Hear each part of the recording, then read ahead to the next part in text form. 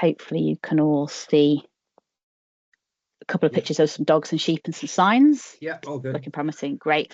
So for those that don't know, I'm Nicola Noble. I'm project manager here at National Sheep Association, and we've got Katie James joining us on the call in pink, who is our communications manager, and Anna Wilson's also joined the team recently as technical communications officer. So today we're going to talk about the survey results from our 2025 Sheep Worrying by Dogs survey.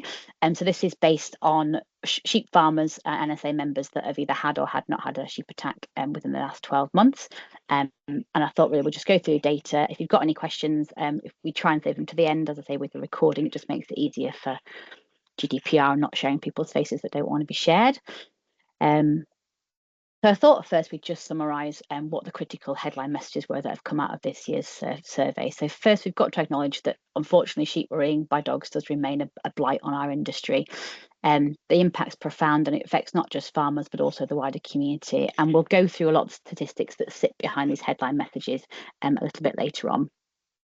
Our second headline message that came out of the survey was that attacks are becoming increasingly severe. So there seems to be a greater level of injury reported. So not necessarily less deaths, but more severe injuries, and potentially that means sheep are left suffering due to a dog attack for longer. We also found that NSA's really kind of pushed that there's a real urge for the public to take responsibility. And it's crucial to understand that every dog has that instinct to chase, and even those that are generally well behaved will have that predator response built in. So again, some of the comments coming out of the survey was that there seems to be a lack of respect for farmers.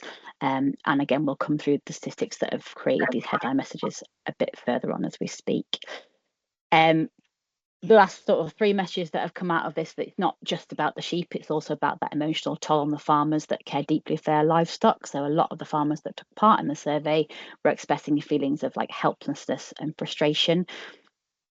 And then that kind of alluded to that there really is a need for education, that we need to push for more awareness raising, and we need to kind of foster that respect for our farmers in their right to protect their animals. And it's kind of all about that essential need for education to build a more understanding community. And if more people are educated, we've got more people that are aware, more people that can talk about it, and hopefully more people are being respectful and putting the dogs on a lead around sheep and really looking out for those animals when they're going through the fields with their dogs.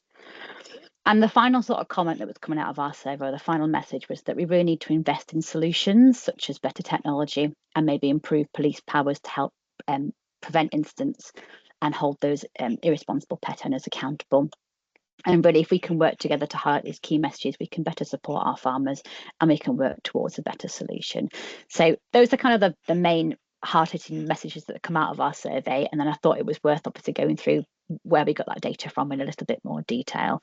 So if we just take a moment to understand what sheep worrying by dogs really means. So when we talk about sheep worrying, we kind of refer to a situation where a dog is allowed to chase a sheep.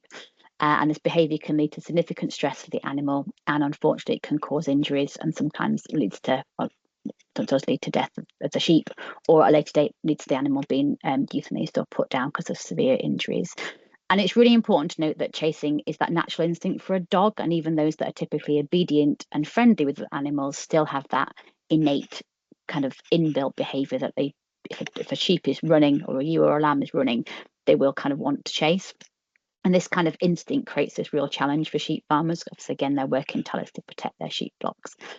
So it's just trying to push really that it's not just about the chasing, the barking, and the physical injuries that all lead to sort of sheep worrying in its whole entity.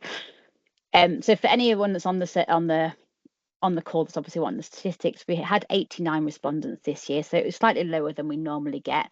And whether that is because sheep farmers are feeling helpless and frustrated and they feel like that their voice isn't being heard and it's becoming the norm, we're not really sure, but there was sort of a lower number of respondents and actually a lower number of NSA respondents than have responded in the past. So the majority of people that took part weren't NSA members. So again, it does maybe show that there is a concern about sheep worrying from the general farming audience, but perhaps they're feeling like there's not a lot that can be done to it. And there's quite a varied regional split. You can sort of see the most respondents came from the north, and then we had kind of the Marches region and the southeast. And again, maybe it's that we've got a lot of the national parks and maybe a lot more tourist footfall in the northern region. I don't know. We've not looked at the actual data split within each county in a huge amount of detail, but I just thought it was useful to show you guys the regional split of who took part. So I thought what I'd do now is go through each of those 6 headline messages and just show you where we got those sort of statistics and data from, and highlight some of the seriousness that's come out of the survey. So again, the hard-hitting message is that sheep worrying does remain a blight on our industry. So within our survey, 87% of those survey respondents did experience a dog attack on their sheep flock within the last 12 months. And we've got to remember, this isn't just a number, it represents real incidents that have caused significant distress and loss to our community. And we can't ignore that sheep worrying does continue to be a problem. It's an ongoing issue, not only for the animals, but also for the sheep farmers that are involved in terms of their emotional, mental health, but also their livelihood. So the majority of sheep farmers that took part had a dog attack in the last 12 months. And then the majority of cases did involve one dog. So 73% of respondents said that it was one dog that was responsible for those incidents. And that's kind of like an alarming fact, really, to think that so many sheep have been affected and such a high percentage of that could be traced back to a single animal. So if we can stop, one dog from getting off its lead, or we can educate one dog owner on being more responsible about putting their dog on a lead around sheep, we could potentially be saving a lot of sheep lives, a lot of emotional stress on the farmer, and also again the financial impact of vet bills and time, etc. We can reduce those costs as well. So it really highlights that need for responsible pet ownership and better control of dogs in areas where sheep are present. We also asked respondents what they felt was the main cause of sheep worrying by dogs. And it was unanimous, that it was the dogs not being on the lead or the dogs being out of control, and that kind of assumption that their dog won't attack livestock. So I think there really is quite a misconception that, my dog won't do that. My dog's never done it before. It's just playing. It's not harming. And we kind of really need to be pushing that education side of things, of just making people aware what sheep worrying is, what sheep attacks are. It's not just that physical attack, it's that chasing, it's that worrying out element that can also have knock-on effects, and just how I say the simple act of popping your dog on a lead through a sheep field could potentially save a lot of harm and a lot of emotional stress and a lot of financial stress for the people involved in keeping that. So it's kind of highlighting that crucial gap in understanding and that respect for farmers' livelihoods, really. So I said before that dog attacks are becoming more severe. So we had 96% of respondents that had between 1 and 10 incidents in the last 12 months. And actually the remaining respondents had more than that instance. So the majority of people had a dog attack, and it just highlights how pervasive this issue is to our industry. And we've got to remember, this isn't just a minor inconvenience. These are serious incidents that can lead to significant consequences for the livestock and the farmers alike. And the fact that we're seeing dog attacks are becoming more severe is something that we can't really ignore. We need to be taking it more seriously. So I said the remaining had more than 10 incidents happen in the last 12 months. So it's not just a one-off instance, it's things that are happening quite regularly for sheep farmers. And again, if we can try and stop it, it's going to benefit everybody. So again, leading into the fact that dog attacks are becoming more severe, respondents reported an average of... Oh, I've gone on. Sorry, can you all hear me okay? It went a bit weird then. Did my sound? Reported average of 4 deaths per year due to sheep worrying, and it is a slight increase on last year. So last year's survey, I think it was sort of around the 3 deaths per sheep worrying incident. And it's important to recognise that this increase isn't just a statistic. Again, it reflects real and escalating problems for those farmers. It represents obviously a death of an animal. It represents the emotional toll on the farmer, and again, their livelihood. And this was just one sort of key statistic that I thought was worth pulling out. So we asked respondents how many attacks they'd had, and they could report. There was another box where they could free text, what they were experiencing and how many attacks and how many animals they'd lost. And one respondent reported sort of 44 sheep killed in one single attack. And the next highest response we saw within the survey was 23. So that's 63 sheep that have been killed essentially by 2 dogs or by 2 incidents. So it's just kind of, if we can get to, as I said before, if we can get to one person, or we can get to, and then that person can tell another person, we can hopefully help reduce the incidence of things happening, and we can push from the educational side of things to help stop sheep attacks happening. But we've also got to think that dog attacks are not just about the number of sheep killed or injured, they also have like a ripple effect on the actual entire flock. So the statistics I reported before about the number of attacks, the number of incidents, the number of deaths are all about obviously the sheep in the field at the time, and they don't take into account the knock-on effects of the losses due to the stress within the flock. So at the time of an attack, you might see a physical injury, you might have death, but you don't necessarily see the miscarriages or the stress of the animal or the production losses or the health implications further on and further down the line. And we hear it more and more that a farmer will have a dog attack or a dog chasing their sheep, and then a few weeks later, then they'll have a lot of miscarriages because of the stress of that animal's experienced. And there's usually not a lot of compensation for that, and there's also not an awareness of that sometimes within the sort of dog walking community. So if we can again raise awareness on that, we can hopefully help avoid the knock-on effects of the loss of reproduction, loss of health, and miscarriages because of the stress side of things, because the animal being chased and worried. Oh, there we go. We've also got to recognise that severe injuries not only affect the sheep, but they also place a heavy financial burden on farmers. And that's not the be all and end all. The farmer wants to look after his stock. They've reared healthy livestock, and they've usually seen the animal born and reared it, continuing throughout its life. And it isn't the main burden on farmers, isn't the financial side of it, but it just has to be taken into account that in a dog attack on sheep or a worrying incident, there is going to be a financial cost, and it does become a burden, whether that's increased vet bills, so the knock-on effects of miscarriages, you've potentially lost stock to breed from in the first place, you've lost the next generation of breeding replacements within your flock, and there's loads of knock-on effects on the financial side of it that we don't always, again, as a general public, don't always kind of think about. So there is obviously a clear animal welfare issue, but it's also about the sustainability of that sheep farming practice going forward. And I just thought it was worth bringing up a few more stats that we pulled out on the dog attacks becoming more severe, that we had 60% of respondents reported injuries from a dog bite, and 37% of those reported injuries as a result of being chased. So whether that being running through a fence, maybe getting caught on barbed wire.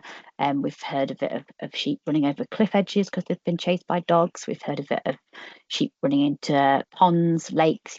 There's all the aftermath of an animal being so stressed that it fears for its life, that it does put itself through harm because it's trying to get away from what it sees as a predator. And these numbers sort of really underline the severity of the issue that we're witnessing with those dog attacks.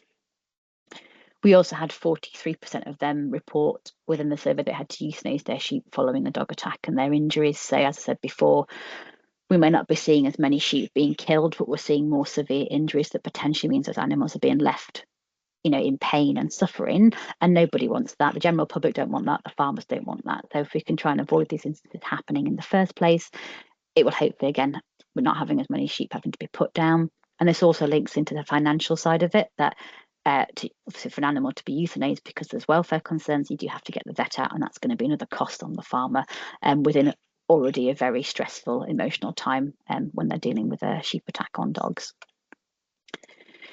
So another message of ours was that we're urging urging the general public to take responsibility themselves. And this has really become from a couple of the stats that we found within the survey, that 43% of respondents found evidence of sheep worrying incidents, which was actually higher than last year. So we asked them, are you made aware of the sheep attack on your stock by the dog owner? Are you made aware of them by somebody else? Do you find the evidence? Or are you alerted to what's happened by maybe a member of the general public? And the fact that almost the majority, almost half of respondents were just finding the evidence, again means that those animals are less suffering, and farmers are left having to face very difficult decisions. Obviously, they would probably have to put down the animal, or they're having to get the vet out to deal with it. And it's their welfare concern of the fact that if someone had made them aware of the fact that their dog, or they'd seen a dog attacking their sheep, they could have got to the animal sooner and helped obviously reduce the suffering there that's been caused by that attack. So I say that was actually higher. So more people were finding evidence. That was higher than last time we did the survey in 2023. And only 20% of respondents were actually alerted directly. And this was lower than the 2023 survey. So actually, a couple of years ago, more people that responded said they actually made aware of it, which was great to think that there was kind of more of a community and more people were making farmers aware that their animals had been attacked or had suffered a worrying incident. But actually that's reduced this year, so that's really concerning again, meaning that potentially those animals are left suffering potentially due to an irresponsible dog or a walker, or a dog escaping, or a dog getting off the lead or getting out of its house.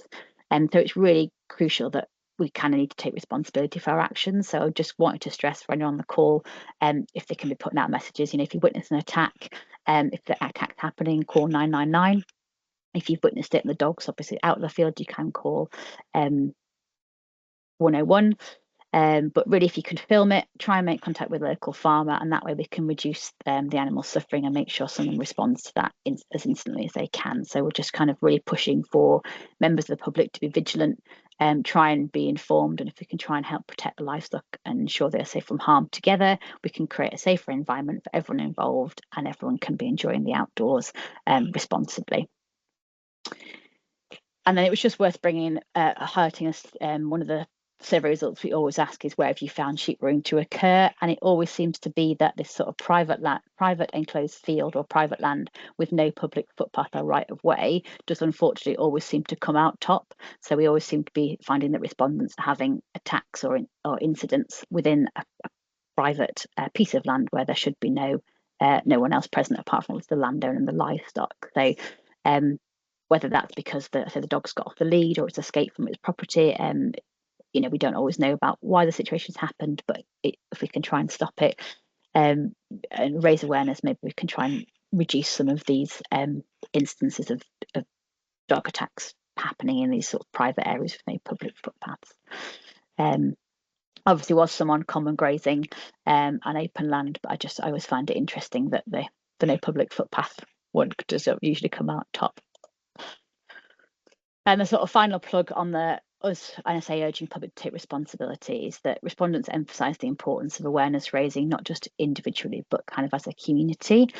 So we asked them, who do you feel is responsible for raising awareness of around sheep worrying and dog attacks, and who should be responsible? Is it people like ourselves? Is it the police? Is it the government? Is it the vets? Is it dog owners? And it was really, again, a unanimous vote that it should be everybody. Everyone should take it upon themselves, whether it's vets, industry, professionals, police, people like your National Trust, your RSPCA, dog breeders, farmers, schools. If you can all get involved and we can all be educating, it's one more person or one more group that you've communicated with, and they can tell another person, and it's that knock-on ripple effect of hopefully getting that educational message and awareness raising message around to more.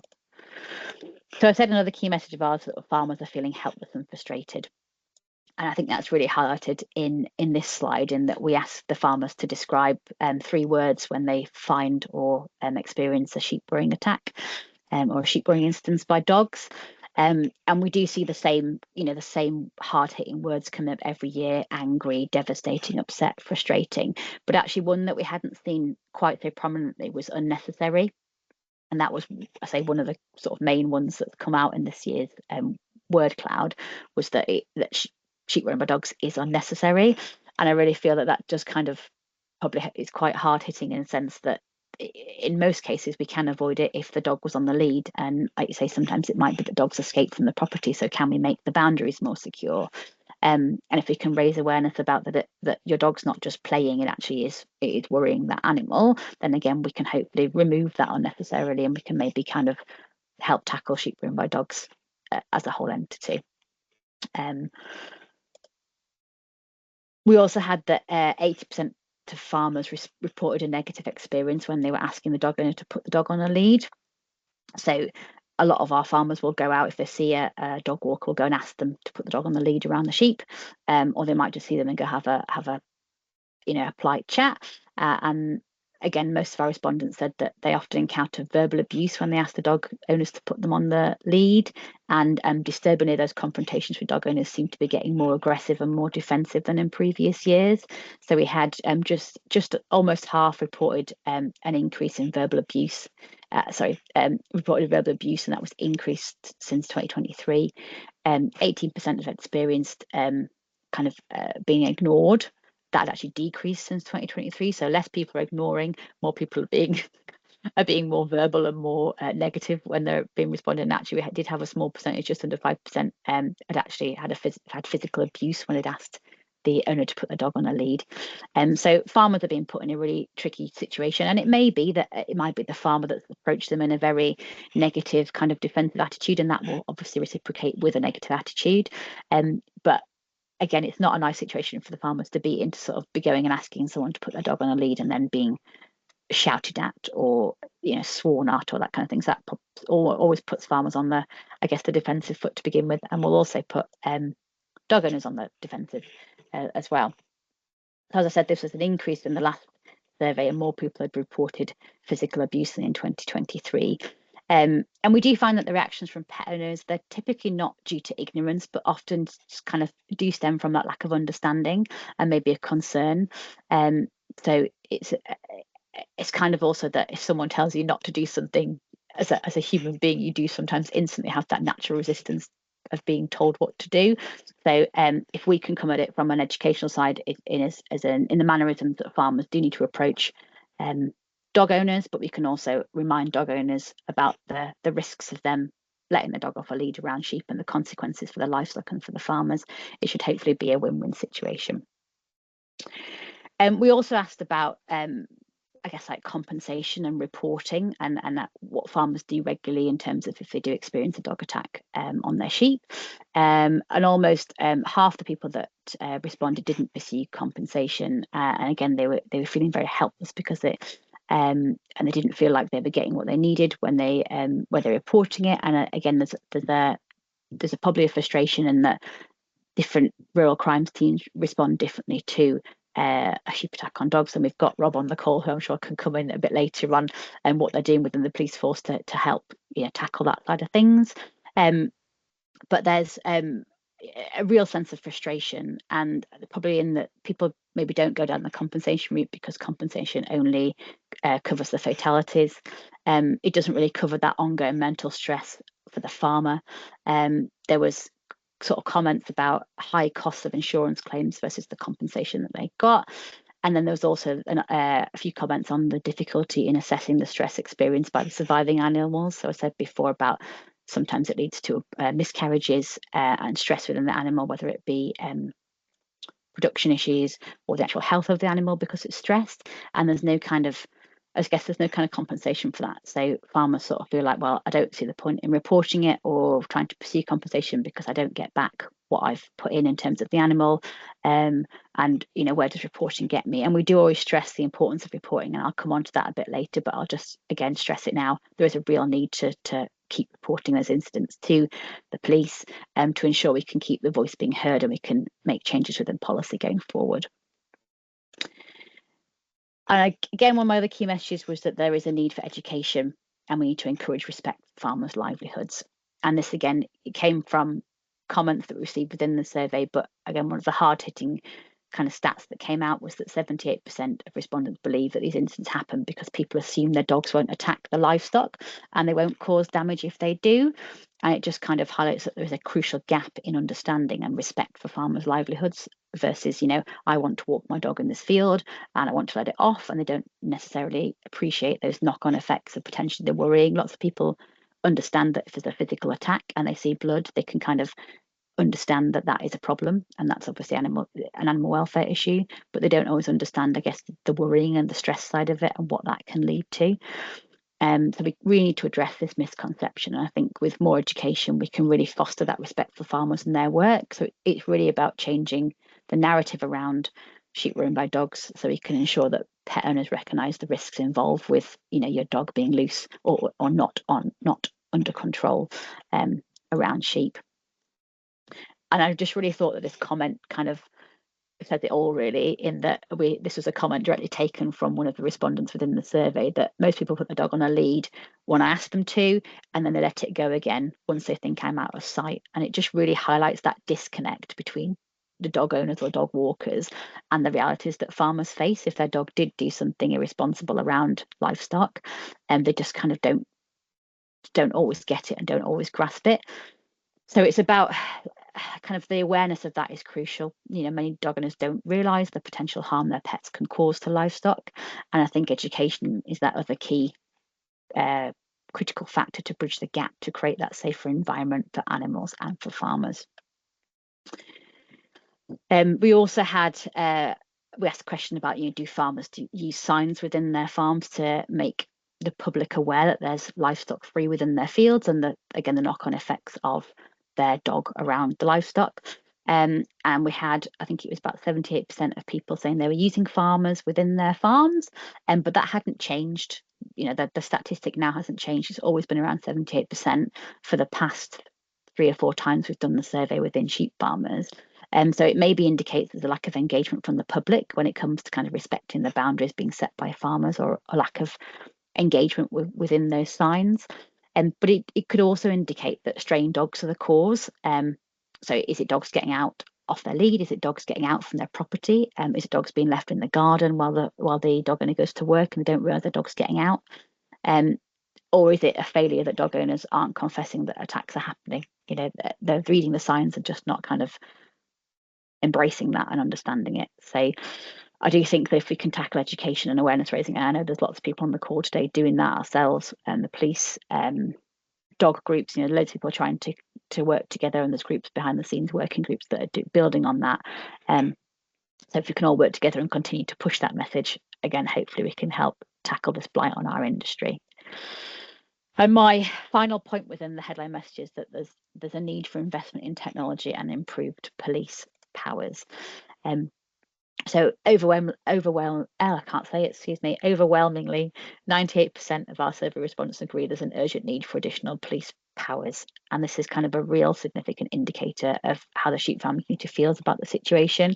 And they don't feel like the police have the necessary powers they need to, I guess, tackle a sheep worrying incident or a sheep attack. They can't always seize the dog. They can't always take DNA samples, and I know there is a current private members bill going through Parliament that will hopefully help tackle that, but obviously we're not there yet without that bill getting where it needs to go, to give the police the powers they need, potentially to increase fines and increase punishments. So we had 54% of the respondents felt like there needs to be an increase in fines, punishments and seizure powers to help reduce them. So I just think, again, if there's an education message that there is a punishment for it and you will be fined for it, and there is a consequence of letting your dog off a lead around sheep or not having your dog under close control, but also that the police also have the powers they need to go and, I guess, achieve justice for the loss of the sheep or the animal that's been killed or maimed within the attack. It should hopefully link in nicely. We had 58% of respondents were aware of sort of DNA sampling tools for sheep attacks, but few had actually successfully implemented them. And we were seeing comments like, I don't know where to get a kit from, it's too costly, I don't know what to do with it, I can't get someone out to take a sample. And this kind of just points to that knowledge gap and maybe a resources gap that needs addressing. And there is currently a research project undertaking DNA technology within dog attacks on sheep, which will hopefully again build into the private members bill going through, giving police more powers. If we can get a greater or more advanced piece of technology within DNA sampling, we can then identify individual dogs or repeat offenders quite easily, and it will hopefully all create a better place for tackling sheep worrying by dogs. And we also had 26% of respondents didn't receive compensation as there was insufficient evidence. So I just think this highlights that critical role and need for better technology. And if we had more evidence within the farmers' kind of remit, then they would feel empowered and they'd feel like they had a box to stand on when they're trying to help stop those attacks in the first place. As I said before, there really is the really key need for importance of reporting incidents. So despite the need for technology and, I guess, improvements in police powers, NSA urges all farmers to report all sheep worrying attacks and incidences to the police. It's crucial in awareness raising that we get a real understanding of the magnitude of this issue. So if everyone reports, it helps us gather data and reflect the true scale of the problem. So when we ourselves, the police, or anyone sort of presenting to government and policymakers, we can actually display the actual statistics that's happened. It's really hard to get the data at the moment. Not everyone reports it. Not everyone knows it's happened. Not everyone has the evidence. When when people do report, it's not always logged under the same code within the police system, so it's hard to get that data from obviously the reporting system. It's maybe reported under the wrong heading. There's all sorts of kind of kinks in the chain at the moment. So if we can line all our ducks up in a row, we can all report and we can get the data. We've got the true facts and figures. And it will also help support that call for additional resources and maybe additional training needed, and whether that be for farmers, whether that be for the law enforcement, whether that be, I say, policy changes. The more stats we have, the greater our case. And really, by reporting, we can farmers can protect their own interests and contribute to that collective effort for change. So it really is that collective need for farmers reporting, things being put correctly within the system, police following through on actions within the rural crimes team, and trying to get justice for the farmers themselves, but also dog owners, dog walkers, the general public being more aware, raising awareness, and just trying to tackle this whole issue that we can, really. And this leads in nicely in terms of reporting to the launch of a new online tool. So I'm going to hand over to my colleague Katie, who has set up the new tool to go on to more detail about what we're doing at NSA to try and help with gathering more data. Thanks, Nicola. Well, good afternoon now, isn't it? Just as Nicola's just been saying, obviously it is quite difficult to get a true idea of just how many cases are happening across the UK. NSA does urge all sheep farmers that it can be in contact with to report to the police, but we appreciate, for a number of reasons, some farmers are not reporting. Perhaps, there is literally no evidence really other than their injured sheep in front of them, or even, stressed out sheep that they suspect a dog has been in, but they have no real evidence. And that will be the case for, a great number of incidents that are taking place. We would still like to know about those. So NSA would urge reports to be made to the police, but we also at NSA receive many inquiries just from people calling just to log an incident with us. I think it's a bit of a misconception, actually, that, if you have something happen, you have to report it to NSA. That isn't the case, but we're very happy to take those logs, really. So to kind of make a bit more of a sort of formal service for that, we have just created a very simple new online log form that sheep farmers can just log details of cases that have happened to them on their farm. Very simple information being sought. So literally just name, approximate location, number of sheep injured. Although I think perhaps we might just have to change that a little bit as well, sort of injured / affected, because obviously, as Nicola said, ewes miscarrying lambs is also a massive impact on a farmer. So we need to take that into account as well. We're also logging if there are any sheep deaths. And then just taking details if those farmers want us to reach out to them, if they are happy to act as case studies, because I'm sure some of you as members of the press, you always like to hear from a farmer affected themselves, not just the organisations such as NSA who are trying to be the voice for them. So yeah, the new log, it's very simple on the website. You can find it under sheepworrying.org.uk. We may tweak the form a little bit as we start getting reports made on it to make sure that it is working as it needs to. On that form, we are also adding a reminder to report and log cases with the police as well, getting themselves a crime reference number.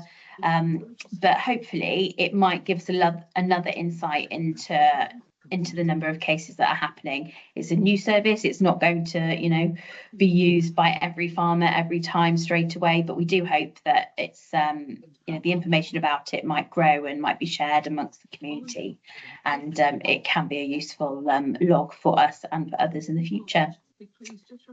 I think that's it really, Nicola. Great. And then, as Katie was saying, that we do always have advice for sheep farmers who've experienced an attack on their livestock on the website as well, found in the same location on the sheepworrying.org.uk site. So there's lots of advice there for farmers. There's signage to put up in vet surgeries, police, for police to use if they're doing action days, etc. So there's loads of useful information on our website, and please do use it as you see fit, really. So I'll just stop sharing so I can see you all again. Where have you gone? There you are. Brilliant. So yes, I just invite any questions really. So what we're going to do is share the full data set on our website like we normally do, with all the graphs and all the statistics from every sort of question that we asked within the survey. Obviously, we've cherry picked those messages that sit alongside our key headline messages, but the full data set will be on the website imminently if it's not already. I know Lydia's been primed on that already, but yeah, does anyone have any questions from today's data? Anne, you put your hand up. Hello, hi. Really well. Good to have the survey and to provide more of an opportunity really to raise awareness there. I suppose my question is for Rob. Rob, in terms of if I'm a farmer and I find myself under attack from a member of the public, what do I do? You mean threats of violence or assault? Is that what you're talking about, Anne? Yeah, well, in terms of those bits that the survey addressed, in terms of like, people getting abusive, you're trying to defend and protect your livelihood. You're already probably feeling quite anxious and stressed about approaching that person in the first place. Yeah. And then they start getting abusive. What, as a farmer, are my next steps in dealing with that? Well, first of all, make yourself safe and walk away from the situation. 999 is absolutely 100%. If there's a threat to life or injury, it's a 999 call straight away. And if you get the opportunity to do so, use your mobile phone and get a photograph of the person or video if it doesn't antagonize the situation, or car, because usually as well, the person's got a car nearby, they drive off and then the police arrive and there's no evidence of who that person was. So evidence is vital, but only if it's safe to do so, and definitely 999 on every occasion. Then just, because we've talked about the horror that comes with this for many, many years. Most of us are sitting there and waiting for that bill to go through Parliament to give the police those additional powers. How far away are we from seeing that move? Do we have a date? Just remind me. Right, okay, I'll take it. That's for myself. Yeah, okay. So sorry for those that don't know who I am. I'm Rob Taylor. I'm the Wales Wildlife and Rural Crime Coordinator. I'm also the lead for the police in the UK for livestock attacks. It's a role I've held for probably 12 years, I guess now, and one I'm extremely passionate about. And it's been a hell of a long journey for me and very, very frustrating. And it's not a single fix for this problem. It's a multifaceted fix, looking at education, looking at the course we run now, like a speed awareness course for irresponsible dog owners on when they're actually dealt with by the police, which is working really well. Look at the DNA project, which we mentioned. So there's lots of areas, but you're specifically talking about the law. So the law, I was the one that started this. It's probably about 8 to 10 years ago, after a lot of analysing of data that was, as has been mentioned before by Nicola, very difficult to do in the UK, but we managed to do it. We found a huge problem throughout the UK with livestock attacks. So we implemented what I decided was a new law to update the 1953 Protection of Livestock Act, which is 8 years after the Second World War finished. It's antiquated. It doesn't fit for purpose for these times. And things like get euthanasia orders in court. We have to look at an 1871 Act, and if a farmer shoots a dog, it's a 1971 Act. So it's not consolidated, and it's a bit of a mess, to be honest. So we started the journey. The law is a really good law. It gives banning orders for courts, the power to obtain DNA search warrants. It includes llamas and alpacas.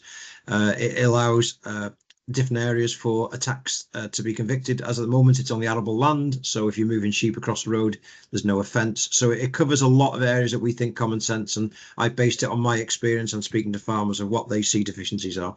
So the journey started, I'm sorry if you've heard this before, it was going really well as part of the Kept Animals Bill, and in 2023 in the May it suddenly got scrapped without warning or consultation by the then government. Which was a real disappointment for myself. It was a massive kick in the teeth for me, because we were going really well, and I'd been to Parliament and sat before a committee of MPs who had all agreed with what I was saying. It was all good. Then last year, Theresa Coffey, Conservative MP, brought in a private members bill, which was then proceeding with gusto, and a general election was called, so all bills were scrapped. So it was scrapped again. And then we go through to January this year, where Afra Brandreth, who is a Conservative MP from Cheshire, has introduced a private members bill again, which again is the same law which I introduced. And I had the opportunity to meet with her about 2 weeks ago in Westminster. We had a really good hour meeting to discuss if the work's been done and give her a greater understanding. And she explained that she was very confident that the bill would go through on this occasion. It's gone through two readings in the House of Commons, and it's about to go through a committee stage. The procedure after that is once it passes that, it then goes to the House of Lords. But we hopefully don't see any reasons it can't be stopped this time. However, I've been let down twice before, so I'm not going to hold my breath. However, I'm more confident this time than I was before.